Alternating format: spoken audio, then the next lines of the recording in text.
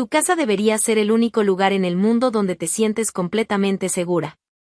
Yo pensé que la mía lo era, hasta que descubrí que mi propio dormitorio se había convertido en el escenario de mi humillación.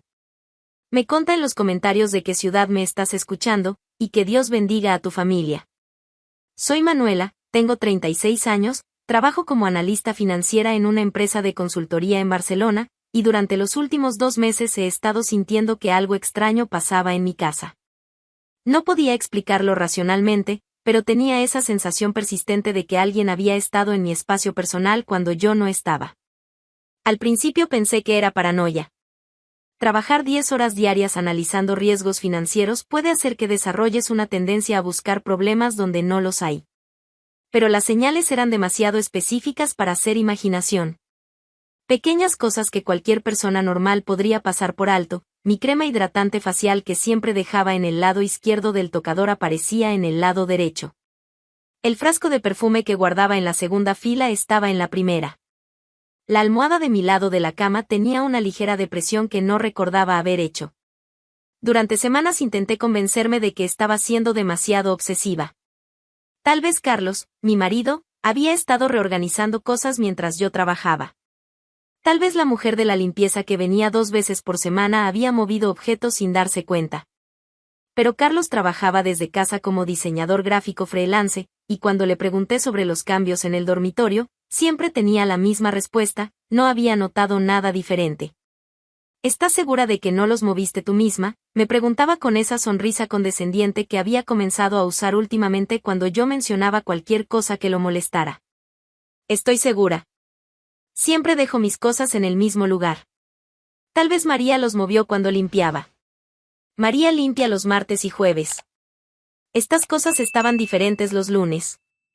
Manuela, tal vez estás trabajando demasiado. El estrés puede hacer que notes cosas que normalmente no notarías. El estrés. La explicación favorita de Carlos para cualquier preocupación que yo expresara sobre cualquier tema. Durante los últimos 6 meses, Carlos había estado usando esa excusa para minimizar todo lo que yo decía. Cuando mencioné que parecía distante, era porque yo estaba estresada por el trabajo.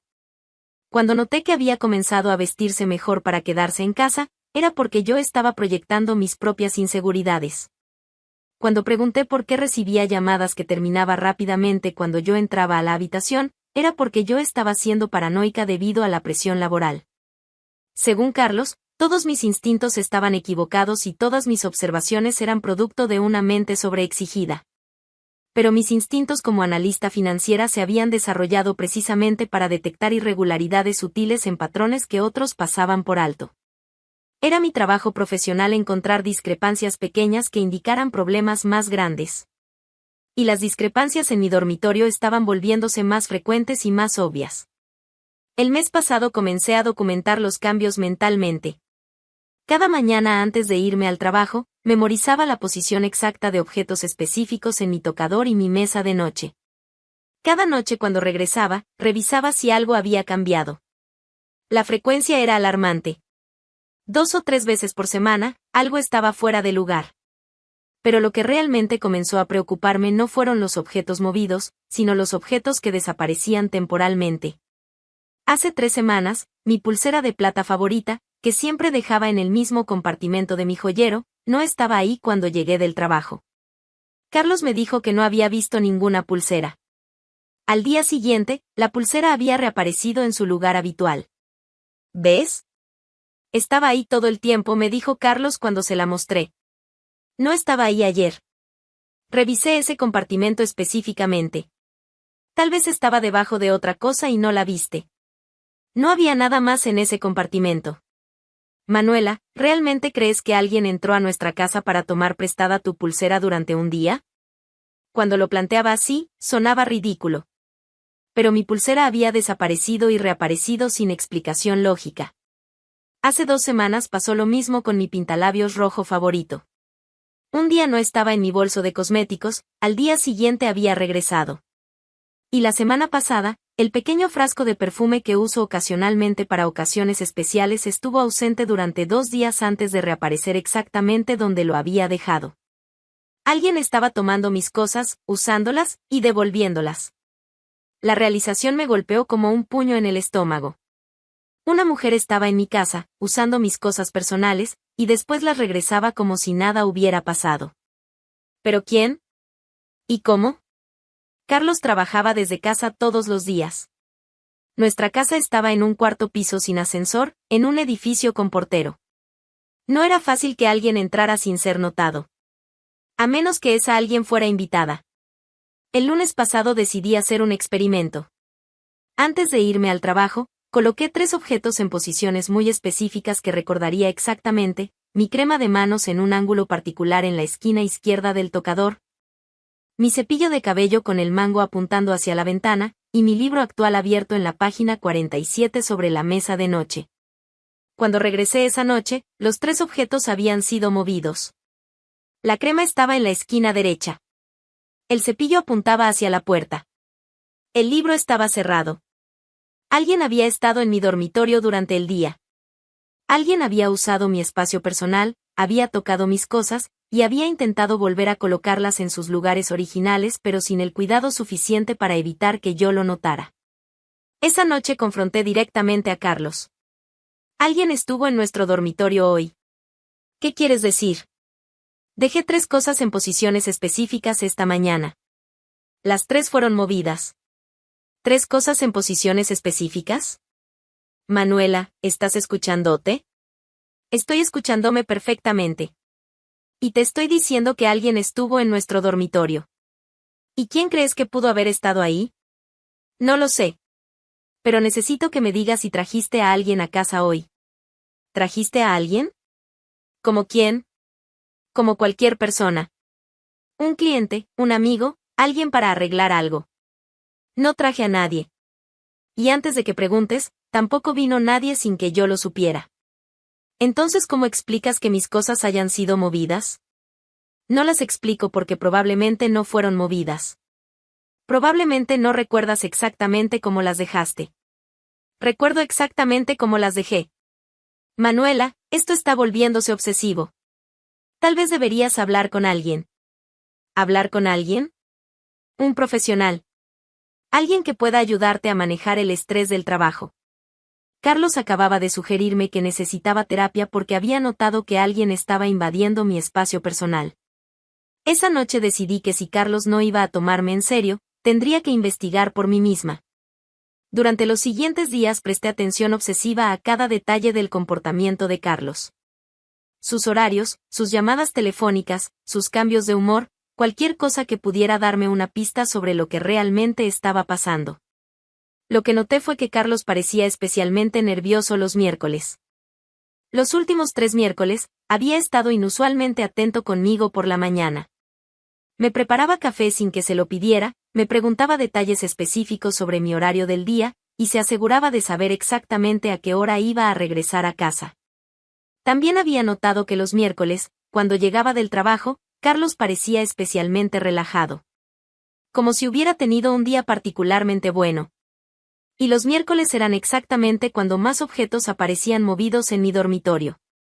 El miércoles pasado decidí hacer algo que jamás pensé que haría, espiar a mi propio marido. En lugar de ir directamente al trabajo, manejé hasta la oficina, esperé media hora, y regresé discretamente a nuestro barrio. Estacioné a una calle de distancia donde podía ver la entrada de nuestro edificio sin ser vista. A las 10:30 de la mañana, vi salir a Carlos del edificio. Se dirigió hacia el metro con paso rápido, claramente con un destino específico en mente. Esperé 15 minutos más, y después subí cautelosamente hasta nuestro apartamento. La puerta estaba cerrada con llave, como era normal. Entré silenciosamente y escuché con atención. La casa estaba completamente silenciosa. Pero cuando entré a nuestro dormitorio, inmediatamente noté algo que me heló la sangre. Había un aroma en el aire que no era mío. Un perfume femenino que no reconocía, más dulce y más joven que cualquier fragancia que yo usara. Y sobre la cómoda, había un pequeño objeto que definitivamente no había estado ahí cuando me fui esa mañana. Un crachá de identificación de mi propia empresa. Con el nombre Patricia Ruiz, analista junior. Patricia era mi colega en el trabajo. Una mujer de 28 años que había comenzado en la empresa 6 meses atrás, que siempre me trataba con esa amistad excesiva que me había parecido un poco extraña pero genuina. Patricia había estado en mi dormitorio, usando mis cosas, mientras yo trabajaba en la misma oficina que ella, a 20 metros de distancia. Por primera vez en meses, todo comenzó a tener sentido. Encontrar el crachá de Patricia en mi dormitorio fue como si me hubieran dado una bofetada con la realidad. Durante meses había estado dudando de mis propios instintos, permitiendo que Carlos me convenciera de que estaba siendo paranoica, cuando en realidad mi intuición había estado completamente acertada. Patricia Ruiz. 28 años. Analista junior en mi misma empresa. La mujer que se sentaba 3 escritorios delante del mío, que me sonreía cada mañana cuando llegaba al trabajo, que me preguntaba sobre mis planes de fin de semana con esa curiosidad que ahora entendía tenía motivos completamente diferentes. Esa tarde regresé al trabajo actuando como si nada hubiera pasado. Patricia estaba en su escritorio, concentrada en su computadora, con el mismo profesionalismo que mostraba todos los días. Hola, Manuela me saludó cuando pasé junto a su puesto. ¿Cómo estuvo tu mañana? Tranquila. ¿Y la tuya? También tranquila. Trabajando desde casa en algunos informes. Mentira. Patricia había estado en mi casa, en mi dormitorio, pero me decía que había trabajado desde casa. ¿Desde casa? No sabía que teníamos esa opción para proyectos específicos. Oh, no oficialmente. Pero terminé algunos análisis que necesitaban concentración total. Más mentiras. Cada palabra que salía de su boca era una mentira calculada. Durante el resto de la tarde observé discretamente a Patricia. Su comportamiento, sus interacciones con otros colegas, cualquier detalle que pudiera darme más información sobre lo que realmente estaba pasando. Lo que noté fue que Patricia parecía especialmente animada. Había algo en su energía que sugería satisfacción, como si hubiera tenido una mañana particularmente placentera. También noté que llevaba puesto mi pintalabios. El tono rojo específico que uso ocasionalmente, que había desaparecido de mi bolso de cosméticos la semana anterior. Patricia estaba usando mi maquillaje en el trabajo, después de haberlo usado en mi propia casa. La audacia era impresionante y repugnante al mismo tiempo. Esa noche decidí que necesitaba evidencia real de lo que estaba pasando. Sospechas y objetos desplazados no eran suficientes para confrontar una situación tan seria. Necesitaba pruebas irrefutables. Durante el fin de semana, mientras Carlos visitaba a su madre como hacía cada sábado, compré equipos de vigilancia en una tienda especializada en seguridad. 4 cámaras pequeñas con grabación de alta definición, diseñadas para instalación discreta en espacios residenciales. El vendedor me explicó que eran prácticamente invisibles una vez instaladas correctamente, y que podían grabar continuamente durante horas con excelente calidad de imagen y sonido. ¿Para qué tipo de seguridad las necesita?, me preguntó. Para monitorear actividad no autorizada en mi casa cuando no estoy presente. ¿Robos? Algo así. El domingo por la tarde, mientras Carlos salió a hacer ejercicio, instalé las cámaras estratégicamente en nuestro dormitorio. Una enfocada hacia la cama, otra hacia el tocador, una tercera hacia la entrada, y la cuarta con vista panorámica de toda la habitación. Las coloqué de manera que fueran completamente invisibles para cualquiera que no supiera exactamente dónde buscar. Detrás de libros, integradas en decoraciones, camufladas entre objetos cotidianos. También configuré las cámaras para enviar grabaciones directamente a mi teléfono, de manera que pudiera monitorear la actividad en tiempo real desde cualquier lugar. El lunes por la mañana salí para el trabajo con una mezcla de ansiedad y determinación. Por primera vez en meses, iba a obtener respuestas definitivas a todas mis preguntas.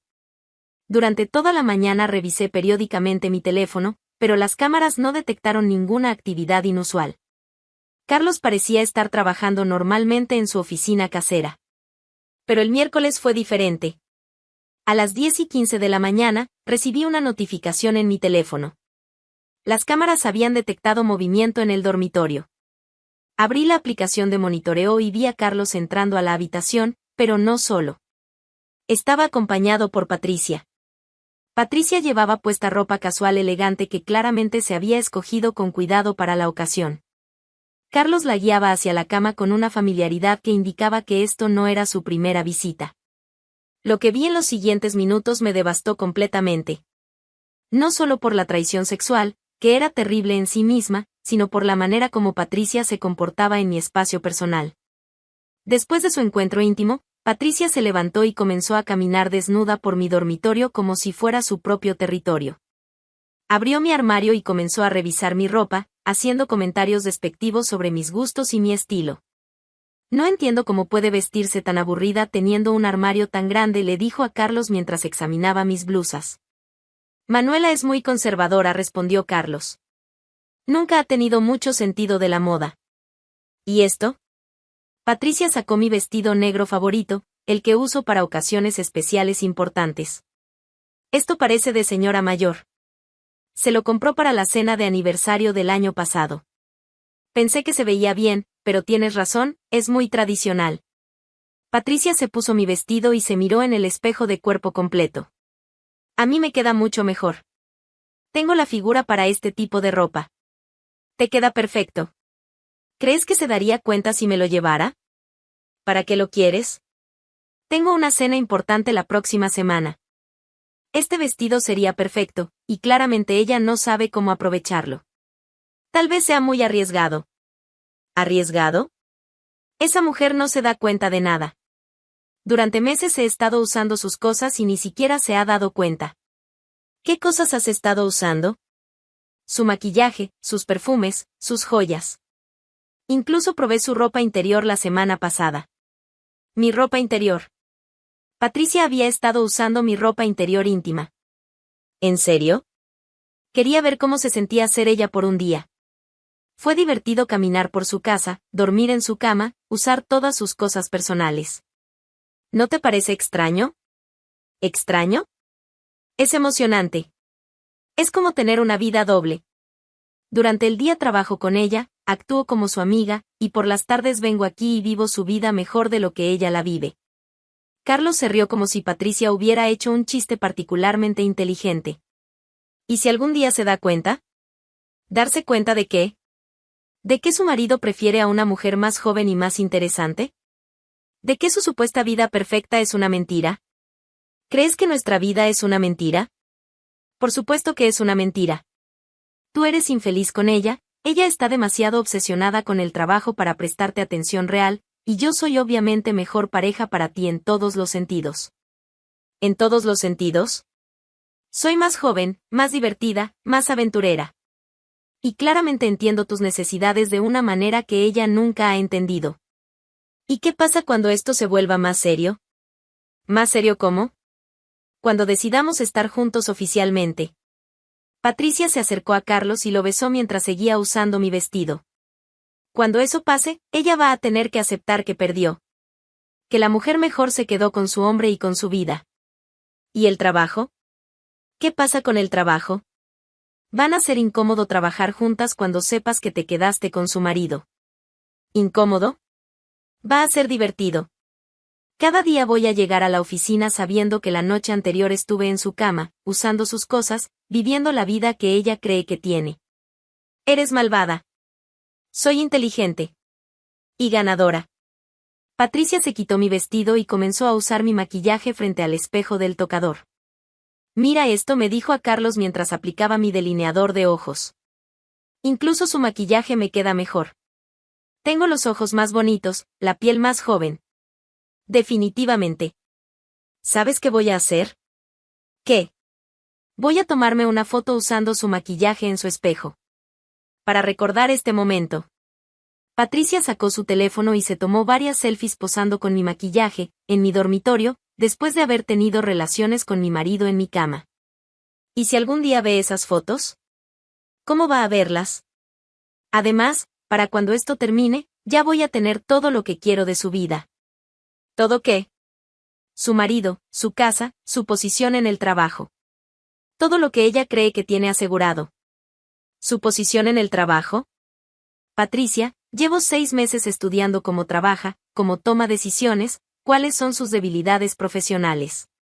Cuando llegue el momento, voy a asegurarme de que pierda credibilidad en la empresa. ¿Y cómo vas a hacer eso? Tengo mis métodos. Pequeños errores estratégicos, dudas sembradas en las personas correctas, situaciones que la hagan ver incompetente. Patricia tenía un plan elaborado no solo para robarme el marido, sino para destruir mi carrera profesional. Eres impresionante. Soy ambiciosa. Y a diferencia de ella, sé exactamente lo que quiero y cómo conseguirlo. Dejé de mirar la grabación. Había visto suficiente para entender completamente la situación. Patricia no era solo la amante de Carlos. Era una depredadora que había planificado sistemáticamente apropiarse de todos los aspectos de mi vida. Mi casa, mi marido, mi trabajo, incluso mi identidad personal.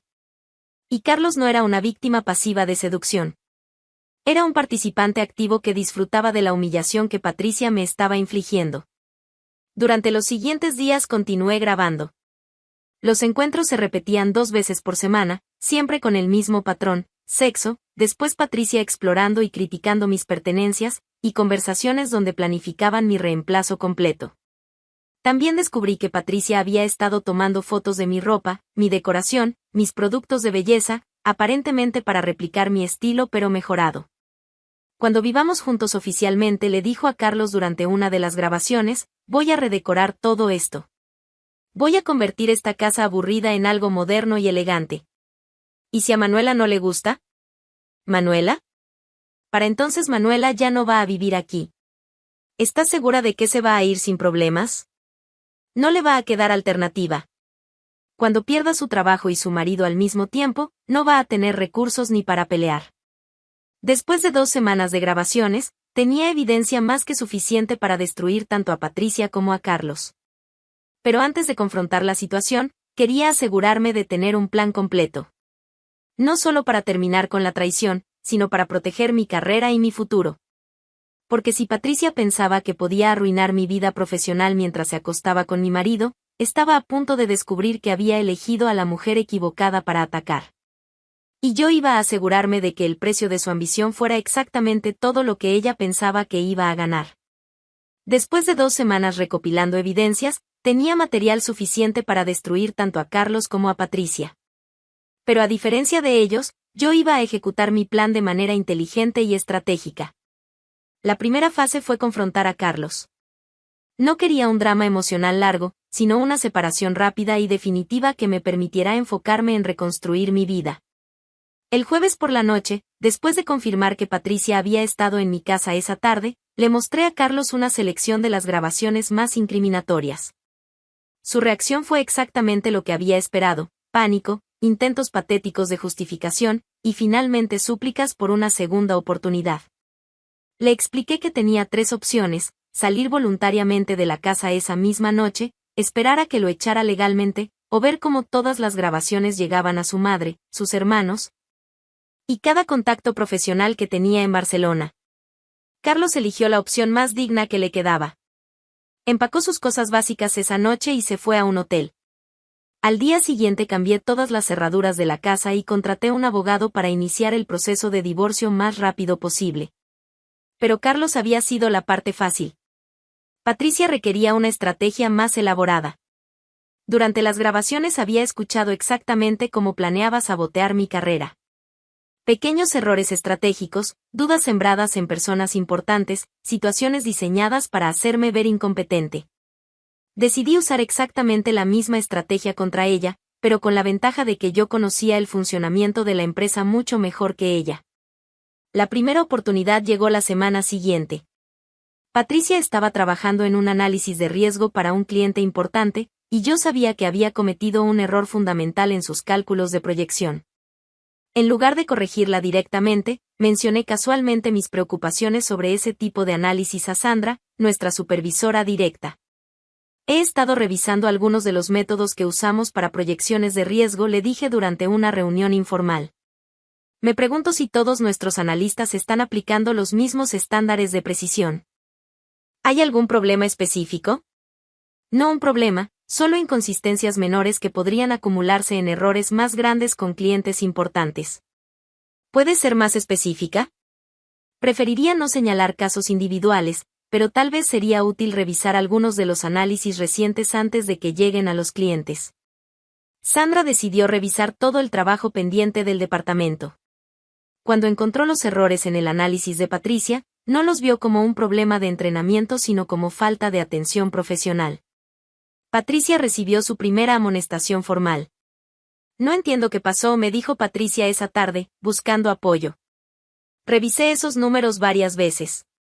Estas cosas pasan, le respondí con comprensión fingida. Los análisis complejos pueden ser muy confusos. ¿Tú crees que Sandra está siendo demasiado dura conmigo?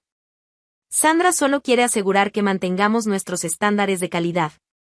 No te preocupes, es solo un error aislado. Pero no iba a ser un error aislado. Durante las siguientes semanas, implementé la estrategia que Patricia había planeado usar contra mí. Cada vez que ella tenía una presentación importante, yo mencionaba dudas sutiles sobre algunos aspectos técnicos a las personas relevantes.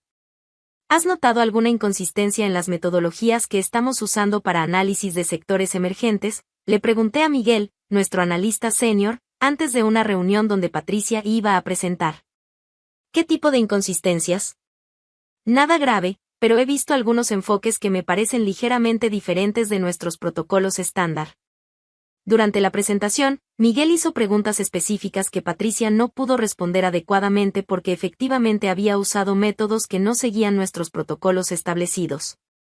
También comencé a documentar todos los pequeños errores profesionales que Patricia cometía naturalmente. Llegadas tarde, entregas fuera de plazo, comunicaciones imprecisas con clientes. Cada error lo reportaba discretamente como parte de mi responsabilidad como analista senior de supervisar la calidad del trabajo departamental.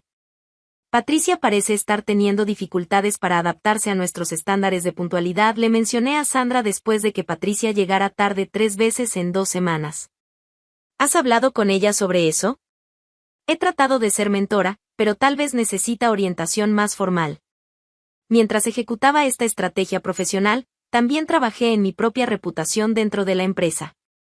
Comencé a tomar más iniciativas, propuse mejoras en nuestros procesos analíticos, y me ofrecí voluntariamente para proyectos de mayor responsabilidad. Mi trabajo mejoró notablemente porque finalmente podía concentrarme completamente sin la distracción constante de sospechar que algo malo estaba pasando en mi vida personal.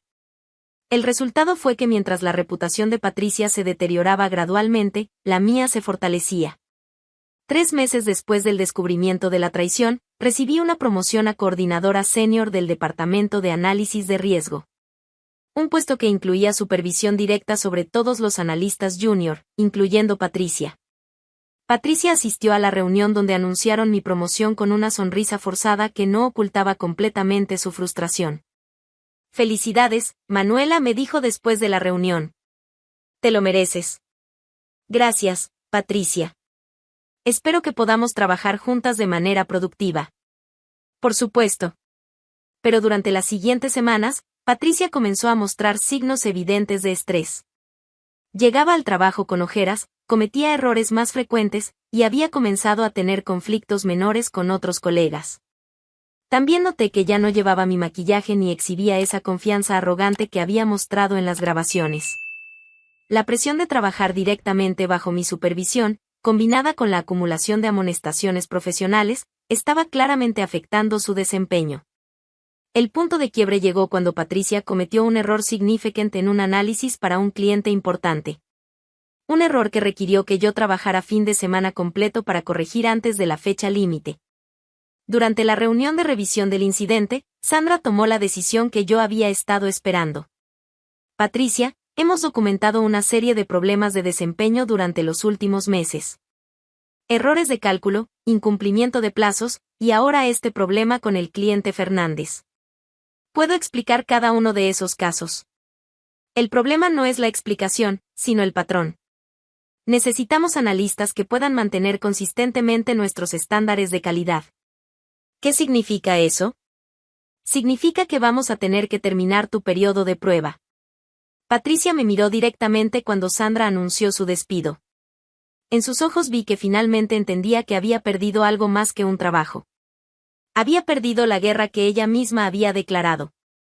Después de la reunión, Patricia me buscó en privado. ¿Tú orquestaste todo esto? ¿Orquestar qué? Los errores, las amonestaciones, las preguntas dirigidas durante mis presentaciones. Patricia, tu desempeño profesional habla por sí mismo. Sabes exactamente lo que hiciste. Sé exactamente lo que hice. Hice mi trabajo supervisando la calidad departamental. Tu trabajo era cumplir con los estándares profesionales. ¿Sabes lo de Carlos? Sé que Carlos ya no vive conmigo. El resto de su vida personal no es mi problema. Patricia se fue esa tarde sin despedirse de nadie más. 2 semanas después supe por una amiga común que Patricia y Carlos habían intentado vivir juntos, pero que la relación había colapsado rápidamente. Sin el dinero de mi sueldo, sin la emoción de la traición secreta, y sin la casa que Patricia había planeado redecorar, su romance había perdido todo su atractivo. Carlos había regresado a vivir con su madre. Patricia se había mudado a Madrid buscando empleo en otra empresa. 6 meses después de descubrir la traición, mi vida había mejorado en todos los aspectos importantes. Profesionalmente, mi nueva posición me había dado oportunidades de crecimiento que nunca había tenido. Dirigía un equipo de 5 analistas, tenía acceso directo a la gerencia senior, y mi salario había aumentado significativamente. Personalmente, vivir sola en mi casa renovada me había dado una sensación de control y tranquilidad que no había experimentado en años. Sin los conflictos constantes, sin la tensión de sospechar traiciones, y sin tener que gestionar los problemas emocionales de Carlos, tenía energía y tiempo para enfocarme en mis propios objetivos. Socialmente, había comenzado a reconstruir amistades que había descuidado durante mi matrimonio, y había conocido a personas nuevas a través de actividades profesionales y personales. La semana pasada recibí un mensaje de Carlos pidiendo que nos reuniéramos para hablar sobre arreglar las cosas entre nosotros. Le respondí que no había nada que arreglar porque no había nada roto que me interesara reparar. ¿No extrañas lo que teníamos?, me preguntó en una llamada telefónica que terminé después de 2 minutos. ¿Extrañar qué? ¿Las mentiras? ¿La manipulación? ¿Permitir que otra mujer usara mi casa como su territorio personal? Extrañar la familia que construimos juntos. Carlos, tú destruiste esa familia cuando decidiste que sería divertido humillarme con alguien de mi propio trabajo. Fue un error. Un error terrible que lamento profundamente. No fue un error. Fue una elección. Y ahora tienes que vivir con las consecuencias de esa elección. Ayer, mientras organizaba papeles en mi oficina, encontré una foto vieja de Carlos y mía durante unas vacaciones hace 3 años. En la foto parecíamos felices, enamorados, como una pareja que tenía un futuro sólido juntos. Pero mirándola ahora, pude ver lo que no había visto entonces. Yo parecía cansada, estresada, como si estuviera trabajando demasiado duro para mantener una relación que la otra persona no valoraba suficientemente. Rompí la foto y la tiré a la basura. No porque estuviera enojada, sino porque representaba una versión de mí misma que ya no existía. Una mujer que dudaba de sus propios instintos, que permitía que otros minimizaran sus preocupaciones, que trabajaba demasiado duro para salvar algo que no merecía ser salvado. La mujer que soy ahora confía en sus instintos, protege su espacio personal, y no tolera que nadie la trate con menos respeto del que merece. Patricia pensó que podía robar mi vida porque creía que yo era demasiado ingenua para darme cuenta, demasiado débil para defenderme, y demasiado emocional para vengarme estratégicamente. Carlos pensó que podía humillarme indefinidamente porque había malinterpretado mi paciencia como pasividad. Ambos descubrieron que habían evaluado completamente mal a la mujer que pensaron que podían manipular.